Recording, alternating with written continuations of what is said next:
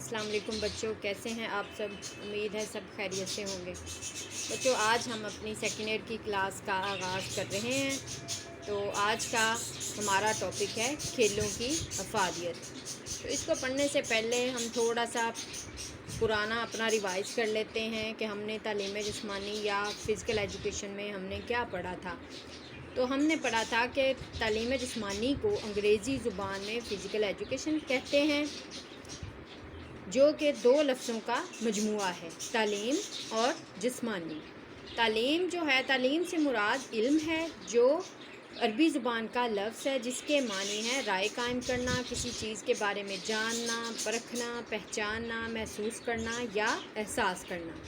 انگریزی زبان میں تعلیم کو ایجوکیشن کہتے ہیں، جو لاطینی لفظ سے نکلا ہوا ہے، جس کے معنی ہے چھپی ہوئی صلاحیتوں کا اجاگر کرنا، جبکہ ایجوکیشن کے معنی ہے تدریس و تربیت، یعنی تعلیم ایسا عمل ہے جس کے ذریعے فرد کی خاص سمت میں رہنمائی کی جاتی ہے اور پوشیدہ صلاحیتوں کو اجاگر کرنے اور نکھارنے کی کوشش کی جاتی ہے۔ تعلیم کے بارے میں مختلف ماہرین تعلیم نے مختلف آراء کا اظہار کیا ہے، جو میں آپ کو پھر سے ایک دفعہ ہلکا سا ریوائز کروا دیتی ہوں۔ جان ڈیوی نے کہا تھا کہ تعلیم تجربات کی مسلسل تعمیر نو کا نام ہے۔ افلاطون نے کہا ہے تعلیم فرد کی متوازن شخصیت کی تعمیر کا عمل ہے۔ اسی طرح ارسطو نے کہا ہے کہ تعلیم فرد کی عادات، خیالات، رجحانات، ذہنی اور اخلاقی نشوونما کا عمل ہے۔ بچوں، یہ تعلیم کی تھوڑی سی آپ کو میں نے تعارف کروا دیا۔ اب آ جائیں جسمانی کی طرف کہ جسمانی کیا ہے۔ تعلیم جسمانی کے حوالے سے لفظ جسمانی کے معنی ہے جسم کی یا جسم سے متعلقہ۔ کیا معنی ہے؟ جسمانی کے جسم کی یا جسم سے متعلقہ۔ تعلیم فرد کی مکمل ذہنی، اخلاقی، روحانی اور جذباتی قوتوں کی مربوط اور مسلسل نشوونما اور توسیع کا عمل ہے، لیکن جب ہم تعلیم کا لفظ جسمانی کے ساتھ بڑھا دیتے ہیں تو یہ لفظ تعلیم جسمانی بن جاتا ہے، جو فرد کی مکمل نشوونما کو ظاہر کرتا ہے۔ کیونکہ عام تعلیم میں کہیں بھی ہم جسمانی تعلیم کی ترقی اور بہتری کے لیے کہیں بھی نہ تو پریکٹیکل کرتے ہیں اور نہ ہی اس کے بارے میں پڑھتے ہیں۔ یہ صرف ہم تعلیم جسمانی میں ہی پڑھتے ہیں اور پریکٹیکل بھی کرتے ہیں۔ تعلیم جسمانی نہ صرف انسانی اعضاء کی نشوونما کرتی ہے بلکہ جسم کے اندرونی نظاموں کی کارکردگی کو بہتر بناتی ہے۔ اب ہمارے اعضاء میں کیا ہے شامل؟ ہمارے ہاتھ، پاؤں، ٹانگیں، بازو وغیرہ۔ اور ہمارے اندرونی نظام کون سے ہیں؟ مثلا نظام تنفس، نظام انہضام اور نظام دوران خون وغیرہ۔ تو جو تعلیم جسمانی ہے یہ نہ صرف ہمارے اعضاء کی نشوونما کرتی ہے بلکہ جسم کے اندرونی نظاموں کی کارکردگی کو بھی بہتر بناتی ہے تاکہ فرد صحت مندانہ، خوشگوار اور بھرپور عملی زندگی گزار سکے۔ تعلیم جسمانی کی جو سرگرمیاں ہیں، جیسے ورزشیں ہیں، مختلف کھیلے ہیں، دوڑیں ہیں اور گیمز ہیں، منظم کھیلے ہیں، وہ بچوں کے لیے سوچنے، کھوج لگانے اور اجرت آفرینی فراہم کرتی ہیں۔ اب یہ سوچنے اور کھوج لگانے کی تو آپ کو بچوں سمجھ آ رہی ہوگی، لیکن یہ جو اجرت آفرینی ہے اس میں کیا آتا ہے؟ اجرت آفرینی کا مطلب ہے کہ ایسی کھیلیں جس کو جب آپ کھیلتے ہیں تو اگر آپ جیت جاتے ہیں تو آپ کو اس کے بدلے میں پھر پیسے ملتے ہیں، اس لیے اس کو اجرت آفرینی بھی کہا جاتا ہے۔ اور پھر اس کے بعد کیا ہوتا ہے کہ جب بچے کو پتہ چل جاتا ہے کہ مجھے اس سے یہ فائدے حاصل ہو سکتے ہیں اگر میں کھیلوں گا یا ورزشیں کروں گا، ورزشیں کرنے سے جسم مضبوط ہوگا، جسم مضبوط ہوگا تو میں اپنی کارکردگی بہتر بنا سکوں گا، تو پھر وہ اپنی قوتوں کو استعمال میں لا کر اپنی جسمانی اہلیت کے مطابق مختلف طریقوں سے سرگرمیوں کو سر انجام دیتا ہے۔ اس طرح سے وہ معلوم سے نامعلوم کی کھوج لگانے کے ساتھ ساتھ کیا سوچنے کی بجائے کس طرح سوچنا کا عملی شعور حاصل کرتا ہے، اور اس طرح بچے میں منطقی سوچ پیدا ہوتی ہے، اور یہ سب تعلیمی فلسفے کے عین مطابق ہے۔ اور تعلیم جسمانی سے مراد ایسی تعلیم جو ورزشوں یا حرکات کے ذریعے افراد کو دی جاتی ہے وہ تعلیم جسمانی کہلاتی ہے۔ بچوں، یہ میں نے آپ کو جسمانی تعلیم اور جسمانی کا تھوڑا سا تعارف بتا دیا ہے۔ اب پھر ہم آتے ہیں اپنے آج کے ٹاپک کی طرف، جو ہے کھیلوں کی افادیت، کہ موجودہ دور میں کھیلوں کی اہمیت اور افادیت کیا ہے۔ کھیلوں کی اہمیت کو تو ہر وقت ہی، ہر دور میں ہمیں اس کی ضرورت رہی ہے اور ہر دور میں اس کو تسلیم کیا جاتا رہا ہے، لیکن اب موجودہ دور میں اس کی افادیت اور اہمیت بہت بڑھ گئی ہے۔ اس کی ایک وجہ یہ ہے کہ سائنسی ایجادات نے ہمیں اس قدر آسائشات فراہم کر دی ہیں کہ جس کی وجہ سے ہماری جسمانی محنت مشقت روز بروز کم ہوتی جا رہی ہے۔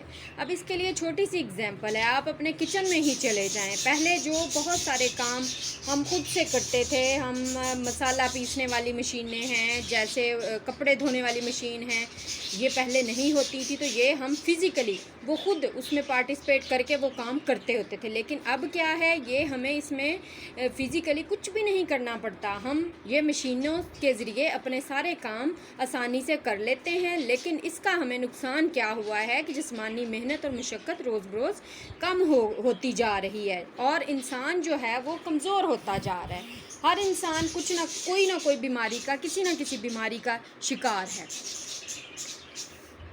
جس سے یہ جو بہت ساری مشینیں اور ایجادات ہیں، انہوں نے انسان کو سست اور کاہل بنا دیا ہے، اور ان کا کام جو ہے وہ خودکار مشینوں نے سنبھال لیا ہے۔ کھیل حرکت کی بہترین صورت ہے۔ کھیل ہمہ گیر اور عالمگیر ہے۔ جہاں زندگی جلوہ گر ہے، وہاں کھیل کسی نہ کسی صورت یا روپ میں موجود ہوتا ہے۔ کھیل ہماری زندگی کا لازمی حصہ ہے۔ موجودہ دور میں کھیل نے سماجی رجحان کو جنم دیا ہے۔ انسان جو ہے وہ چاہتا ہے کہ زیادہ سے زیادہ اس کے دوسروں کے ساتھ تعلقات ہوں، اس کا ملنا جلنا ہو، اس کے بہت سارے لوگوں کے ساتھ بات چیت ہو، اچھے تعلقات ہوں، تو اس کے لیے ہمیں کھیلوں کی ضرورت محسوس ہوتی ہے، کیونکہ کھیل ہی ایک ایسا ذریعہ ہے کہ جس سے ہم بہت سارے لوگوں کے ساتھ اپنے تعلقات بڑھا سکتے ہیں اور بہتر بنا سکتے ہیں، اور اس کے ذریعے صحت مندی اور جسمانی توانائی اور تندرستی بھی ہمیں حاصل ہوتی ہے۔ اور اس کے ساتھ ساتھ ہمارے جو عضلات ہیں، ہمارے عضلات آپ کو پتہ ہی ہوگا کہ ہماری جلد کے نیچے جو گوشت کی تہیں ہیں وہ ہمارے عضلات کہلاتے ہیں، اور ہمارے عضلات اور اعصاب میں ہم آہنگی پیدا ہوتی ہے۔ اعصاب کیا ہیں؟ جن کا تعلق ہمارے دماغ سے ہے۔ عضلات اور اعصاب میں ہم آہنگی پیدا ہوتی ہے، اور جسمانی قوت سے بہت سے ذہنی اور اخلاقی فوائد ہمیں حاصل ہوتے ہیں۔ جسمانی صلاحیت سے معمولات زندگی احسن طریقے سے ادا ہوتے ہیں۔ صحت مند جسم ذہنی کام کو آسان اور یقینی بنا دیتا ہے۔ کھیل کا میدان کردار سازی کی بہترین تربیت گاہ ہے۔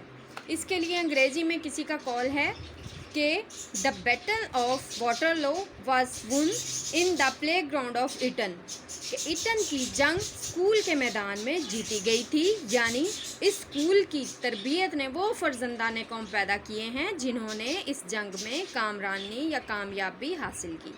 اس لیے اسکولوں اور کالجوں میں کھیل کے میدان نوجوان طلباء و طالبات کی بہترین تربیت کے لیے بہت ضروری ہیں۔ ماہرین تعلیم جسمانی نے کھیلوں کی افادیت کے پیش نظر انہیں تعلیمی نظام تعلیم کا ایک اہم جزو قرار دیا ہے۔ سائنسی دور میں کوئی بھی ایسا تعلیمی ادارہ نہیں جہاں کھیلوں کا انتظام اور سہولتیں فراہم نہ کی گئی ہوں۔ جب بھی کوئی بڑی بلڈنگ، کوئی اسکول بنتا ہے تو اس میں یہ ہے کہ کھیل کے میدانوں کی جگہ ضرور رکھی جاتی ہے۔ اگر کوئی نئی کالونی بنتی ہے تو اس میں بھی کھیل کے میدانوں کی جگہ رکھی جاتی ہے۔ یہ اور بات ہے کہ بعد میں ان پہ بھی لوگوں کا قبضہ ہو جاتا ہے اور گھر بنا لیے جاتے ہیں۔ یہ اسکولوں اور کالجوں میں کھیلوں کی ہی برکتیں ہیں کہ طلباء میں قوت برداشت، انصاف اور اخلاقی خوبیاں پیدا ہوتی ہیں، اور وہ دنیا کی مشکلات اور سختیوں کو خندہ پیشانی سے برداشت کرتے ہیں۔ اس سلسلے میں کالجوں اور یونیورسٹیوں میں منظم کھیلوں کے مقابلے منعقد کیے جاتے ہیں، جیسا کہ آپ لوگ بھی جاتے ہیں۔ مختلف ہماری انٹر کالجٹ ہوتی ہیں، انٹرورسٹیز ہوتی ہیں، ہم وہاں جاتے ہیں تو بچے نہ صرف انجوائے کرتے ہیں بلکہ بہت سے لوگوں سے ملنے کا، باقی کھلاڑیوں سے ملنے کا موقع ملتا ہے۔ جب ان کو وہ کھیلتا ہوا دیکھتے ہیں تو اپنی مہارت کو بہتر بنانے کے لیے ان کے پاس مختلف طرح کی ٹیکنیکس آتی ہیں کہ میری گیم میں کون کون سی ناکامیاں ہیں یا خامیاں ہیں جو میں دوسروں کو دیکھ کے اور دوسروں کے دیکھ کے وہ ان کو خوبیوں میں تبدیل کر لیتے ہیں۔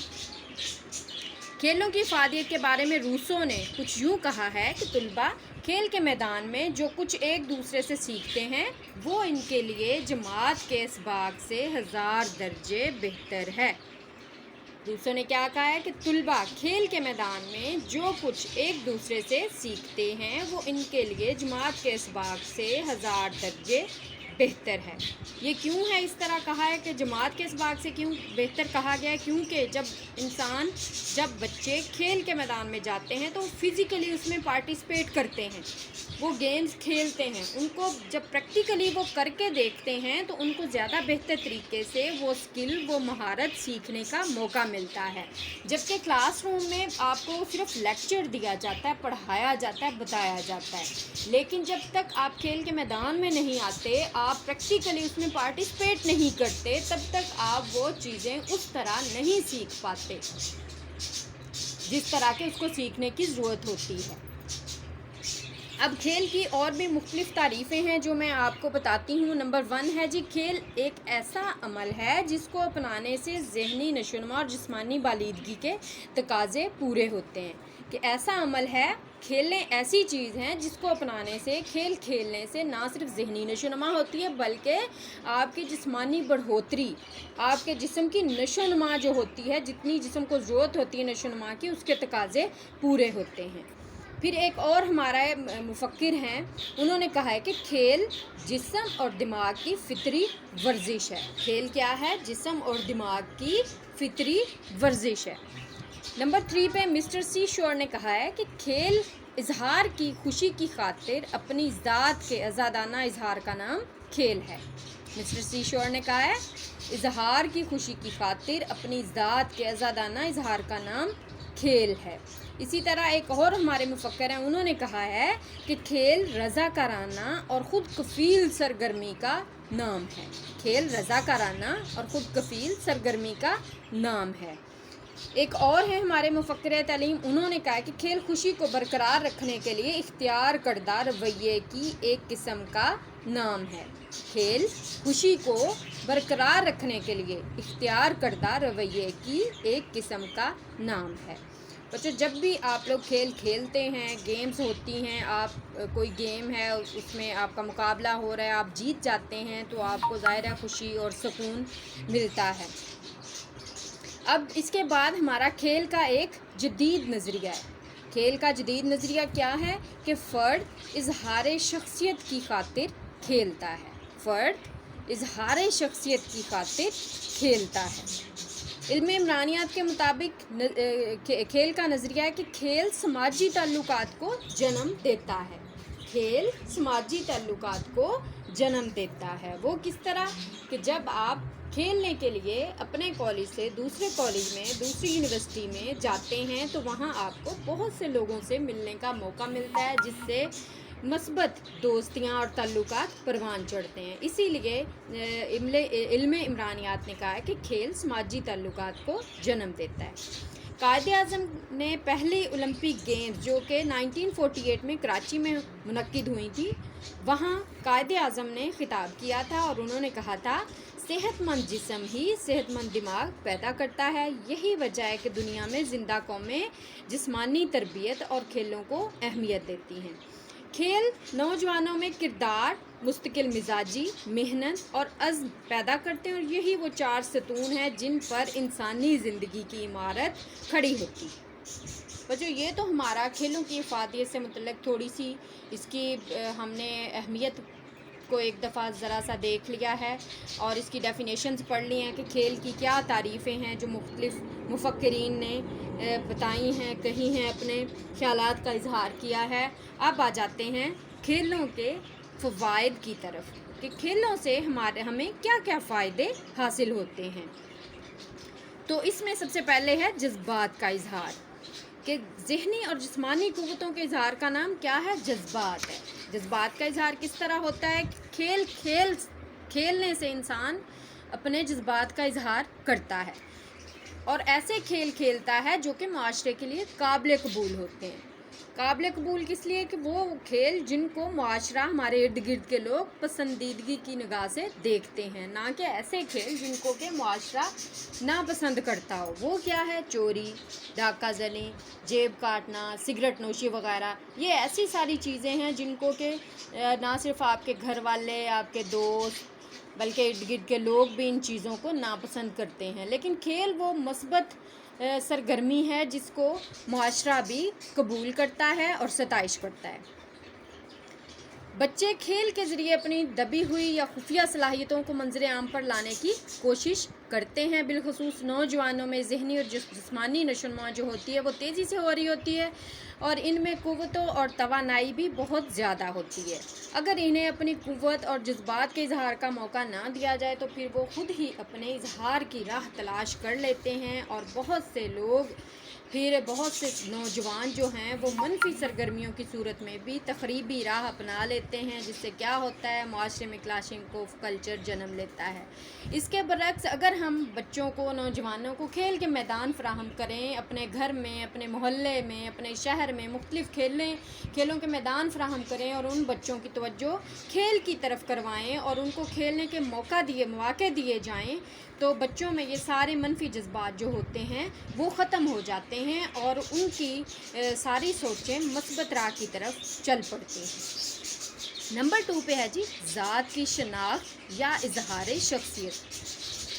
اس میں کیا ہے جی؟ ہر شخص اپنے آپ کو نمایاں کرنے کا جذبہ موجود ہوتا ہے۔ ہر شخص میں اپنے آپ کو نمایاں کرنے کا جذبہ موجود ہوتا ہے، اور اس کے لیے وہ مختلف ذرائع اپناتا ہے اور اپنی صلاحیتوں کو بھرپور انداز میں اپنی شخصیت کا اظہار کرنے کے لیے استعمال کرتا ہے۔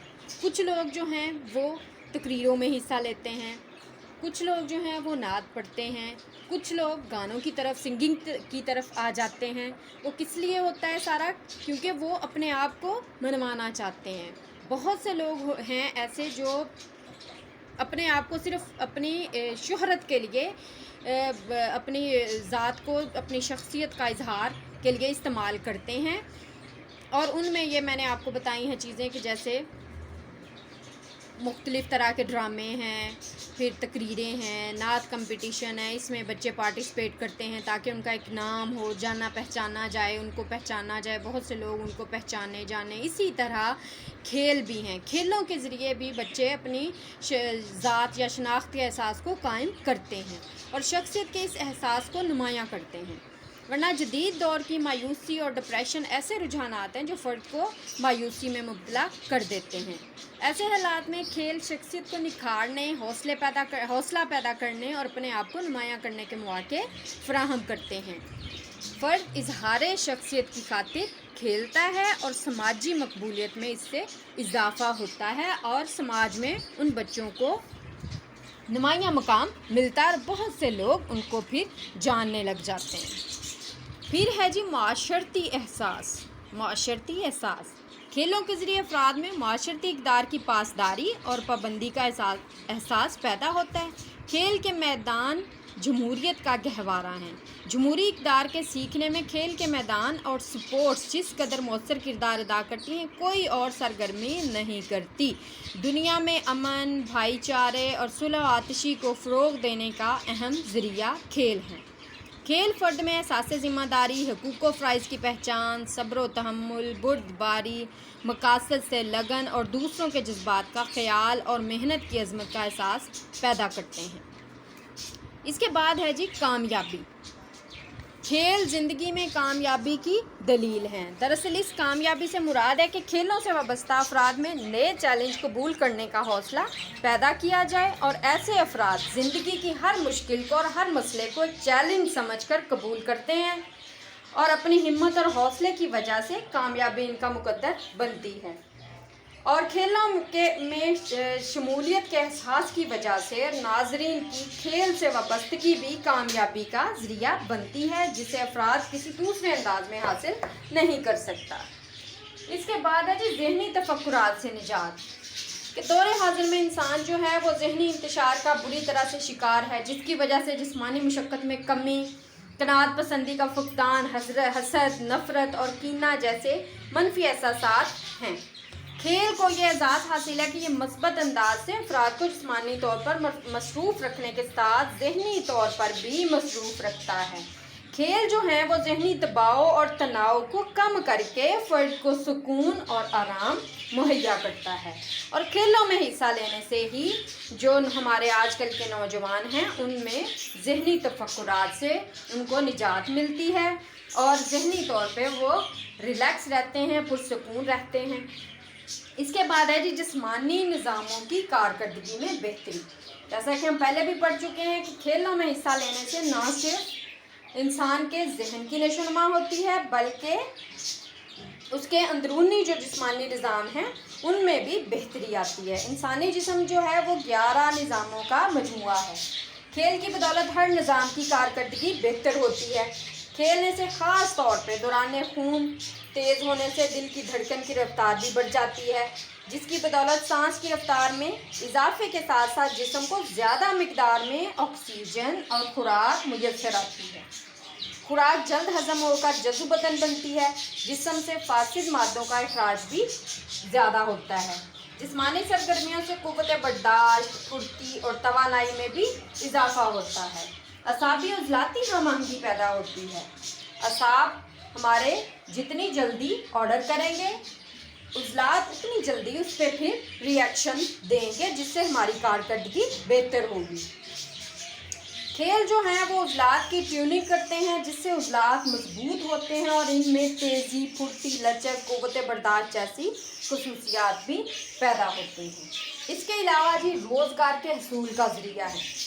کھیلیں ہمارے روزگار کے حصول کا ذریعہ ہیں۔ کھیلوں سے نہ صرف جسمانی، ذہنی، سماجی اور ثقافتی پہلو اجاگر کرتی ہیں بلکہ کھلاڑیوں کے لیے بہترین معاشی زندگی گزارنے کے مواقع بھی کھیلیں فراہم کرتی ہیں۔ آج کل کے دور میں روزگار کا ملنا جیسے بہت دشوار ہو گیا ہے، لیکن اچھے اور منجھے ہوئے کھلاڑیوں کو روزگار کے حصول میں دقت پیش نہیں آتی۔